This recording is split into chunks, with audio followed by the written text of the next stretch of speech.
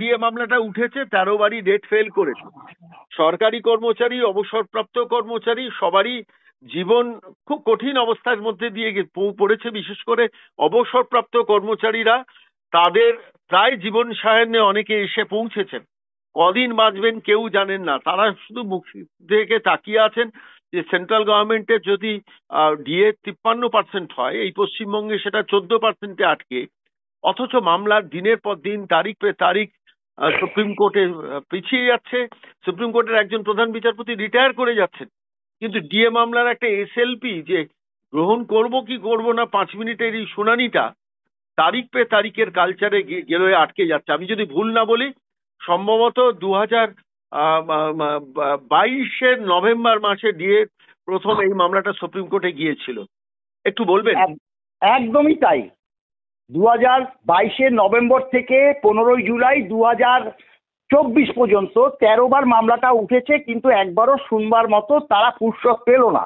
এখন আমাদের পঞ্চম বেতন কমিশনের ডিএ মামলা 50% ডিএ ব্যাকলগ অনুসারে দিতে হবে, তাতে সরকারি কর্মচারী এবং অবসরপ্রাপ্ত কর্মচারীদের অনেকটা সুরাহা হতো।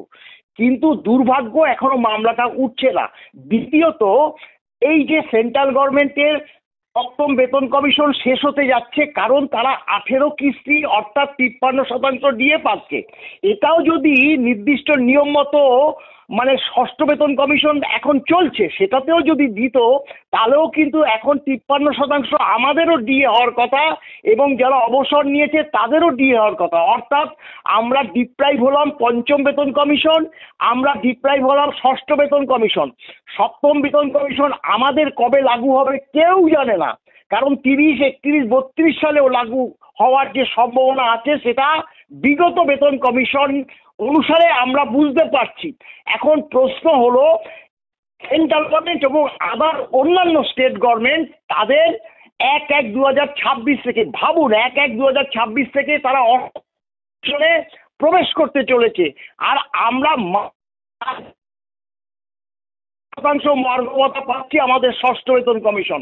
মানে বঞ্চনা, মানে আকাশ ছোঁয়া বঞ্চনা। অর্থাৎ এর আগে বাম আমলেও কিন্তু বঞ্চনা ছিল।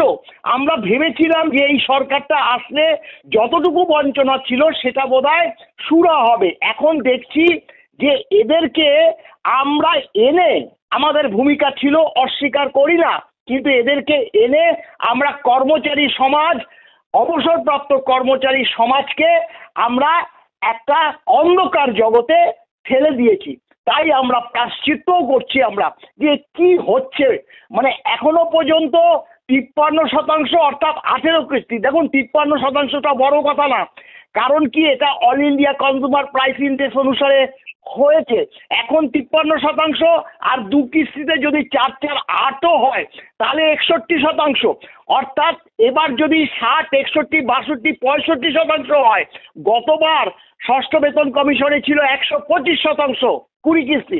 অর্থাৎ তাহলে কি দেখালো, যে all India consumer price index অনুসারে যে রেশিওটা হয় অর্থাৎ পার্সেন্টেজটা হয়, সেটা কিন্তু সেন্ট্রাল গভর্নমেন্টের নির্দেশ অনুসারে হয় না, আমাদের নির্দেশ অনুসারে হয় না। জেসিসি অর্থাৎ জয়েন্ট কনসালটেটিভ কমিটি আছে সেন্ট্রাল গভর্নমেন্টের, তারা বলবে আর দিয়ে বাড়িয়ে দেবে, তাতেও হয় না।